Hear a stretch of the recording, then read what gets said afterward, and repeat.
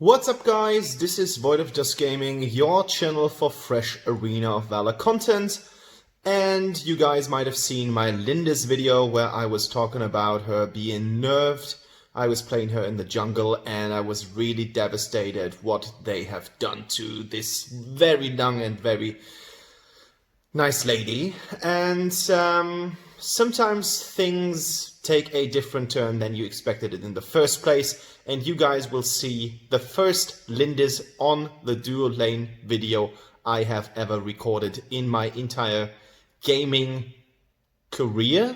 I don't know, I don't even know if that's suitable, but yeah, I was playing Lindis on the dual lane and I was surprised a lot, and you guys are going to see the game that I was playing.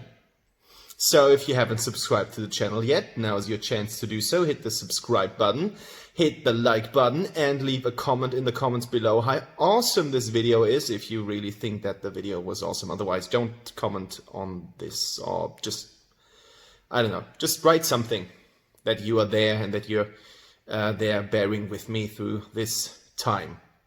Yep, without further ado, let's check out the build and let's see some gameplay and enjoy the game. Alright, let's check out the build really quick. As you can see, this is a modified build of the stuff that you will use as a jungler normally. You've got Omni Arms, you've got Rank Breaker, you've got the Sancti, you've got the Bow of Slaughter. These are all staple items that you want to use as you are an ADC. Like, that's the normal stuff. For example, take this build. It's like basically the same.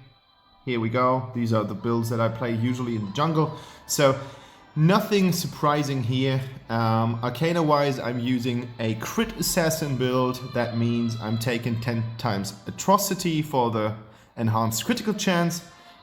I'm using Gorilla for the movement speed and the additional attack speed so that I can attack more and therefore try to crit more. And I'm using Skewer for the armor pierce. Point blank. Enchantment wise, I'm going with the stuff that I've been using as a build before when I was in the jungle. That means that we're using the Afata tree because we want to go for this Forest Wanderer. That's really cool because you're going to slow an enemy as soon as you hit him. That works for your abilities as well. And we're taking the backstabbing because that just means every single time we come out of a brush, as it states here, we're dealing true damage, additional, and we do get a little health increase, which is always quite nice. This item has to be replaced by the Mark of the Frost, giving us some damage immunity for just a short amount of time. And we're taking the Gunslinger ability or the Gunslinger enchantment as well here to stack up our stats even further. Nothing too complicated. This is pretty solid, and you guys might be surprised how well Lindis works in the dual lane, because that's something that I avoided for quite a long time and I was wrong.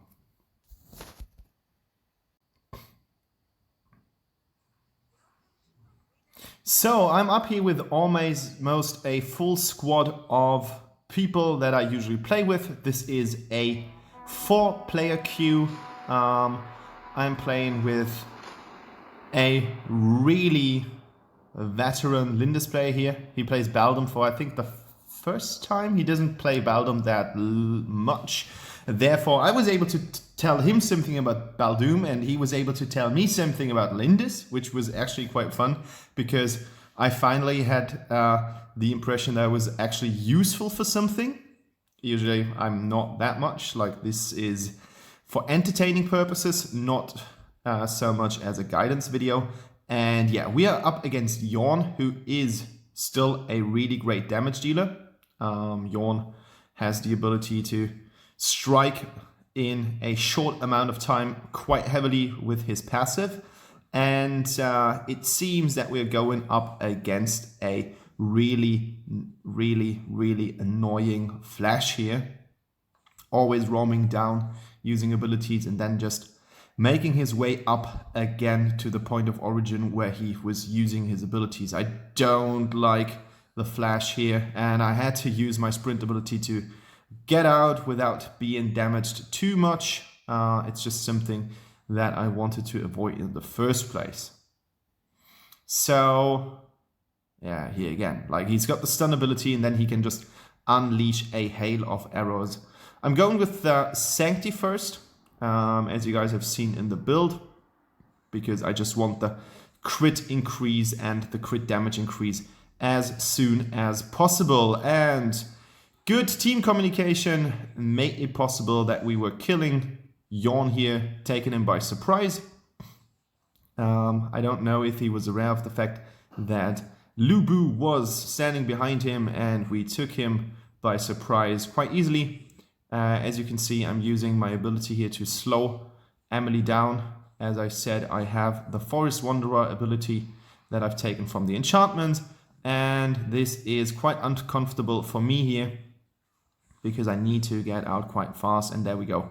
Baldoom is able to put some damage on Emily. And I think I should have used the brush here as a speed increase, and I should have entered it, get the speed increase from my passive, and that would have eventually brought me to the point where I would be able to run out and back off to safety.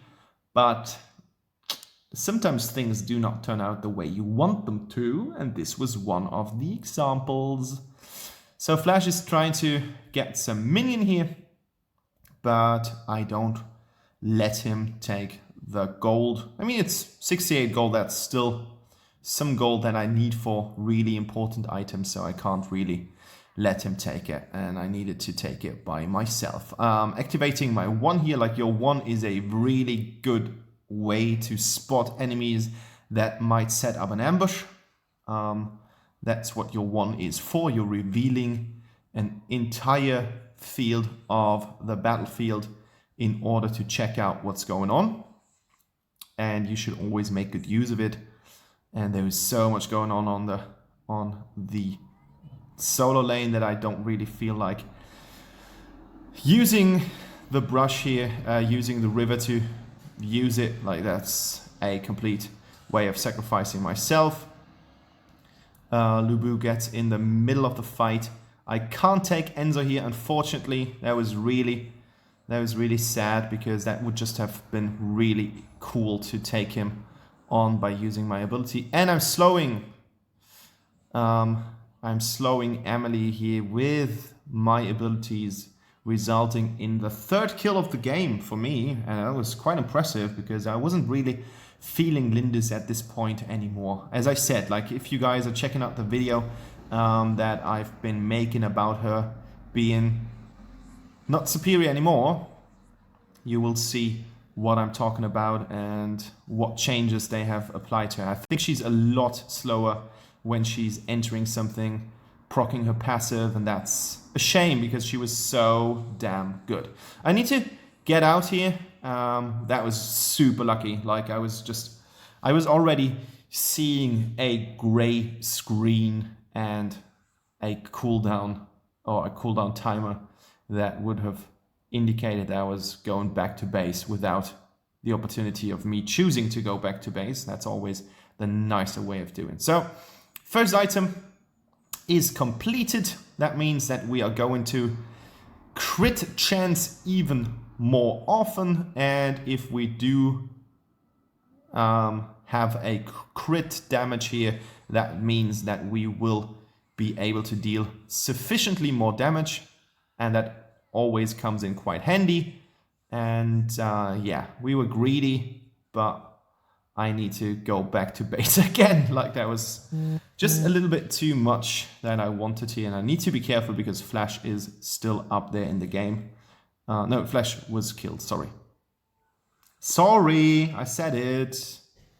Wasn't paying attention.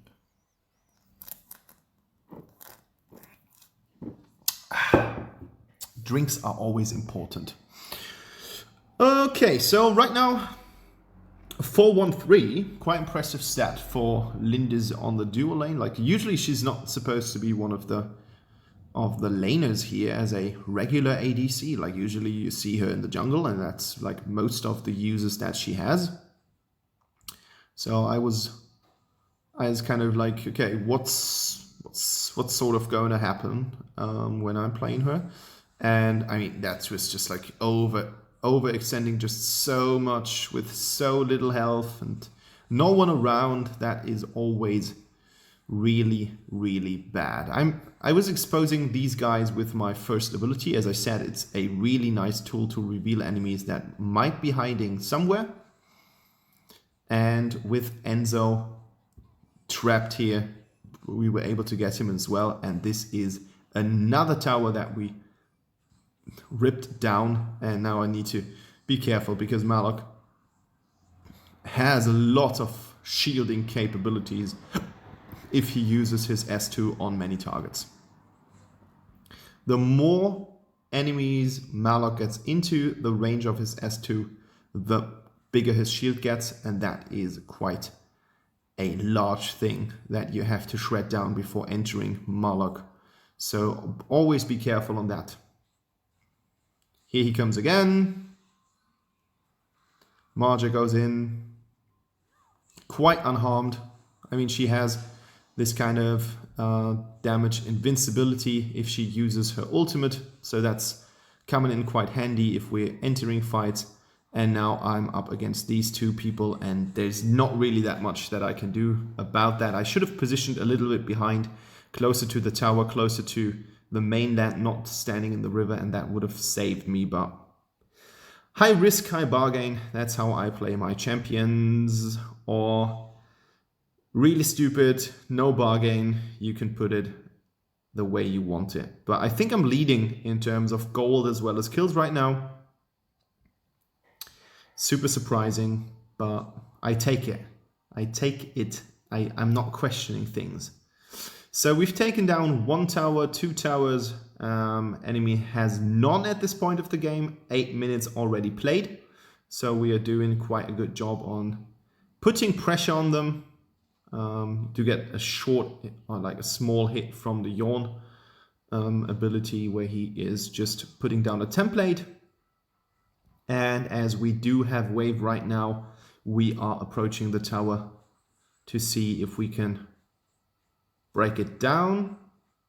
And that worked quite well. Now everyone is like, oh, there are people here, so we need to get out. I'm using my sprint. I think it's quite unnecessary because I'm entering the fight after this again. And really nice Malok ult, really well done. Baldoom is saving me here, but I need to be quite careful because the flash is still here and he is flickering towards me, and now I need to put stuff in him. And yeah, lucky me again. Baldoom is killing our friend here, and I was quite lucky to get the double kill here. Like, I was playing a little bit around the tower, and double kill is my reward for that, even if the enemy manages to approach the tower right now. But we are doing a lot of pressure on different lanes, so we are having the upper hand. 7-3-4. Lubu has now taken the pole position in terms of the gold lead, but ranking on second place. I'm still fine with my performance so far. I mean, I've got 7 kills right now. There's nothing that I want to change about the whole outcome and flow of the game. No, sir, this is not gonna happen. Building bow right now.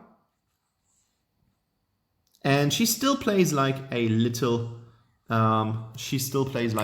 mage, which is actually quite different to the normal ways that you will play ADCs because of her stacking ability, like the ultimate with the 5 stacks. That's quite rare. Like, that's something that's unique about her, and that's always gonna be unique.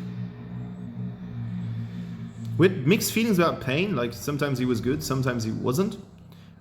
He is the only person who is not intentionally in the 5 queue. And wow, that damage was insane. Like, but you now see that I've got some items.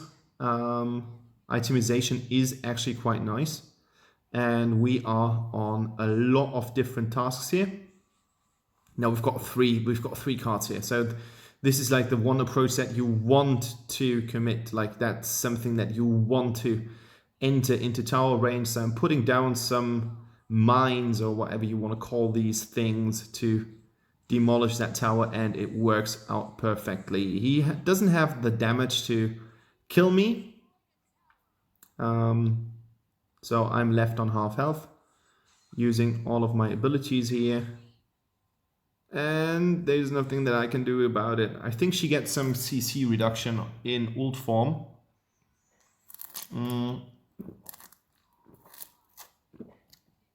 But we are building the Bow of Slaughter.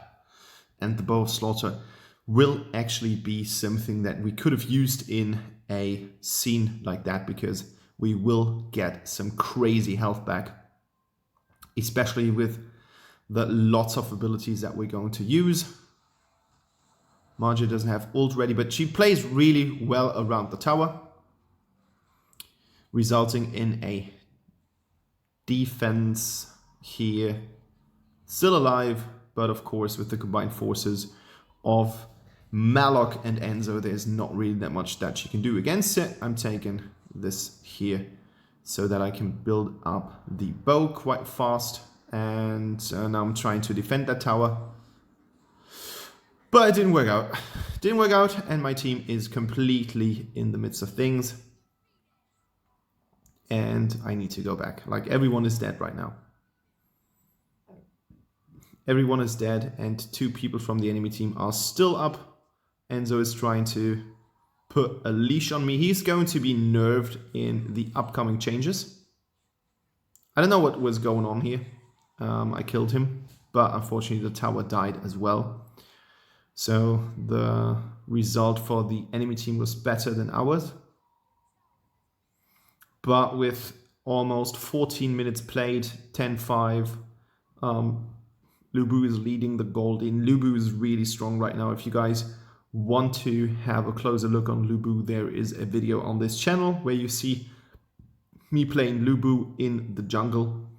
And that was insane. Like, he's really good right now. He's always been top notch, but with all these crowd control effects and an enchantment that gives you more damage every single time you use a mobility ability, Lubu is just out of the place. And he has a really great way to get health back every single time you use his ultimate.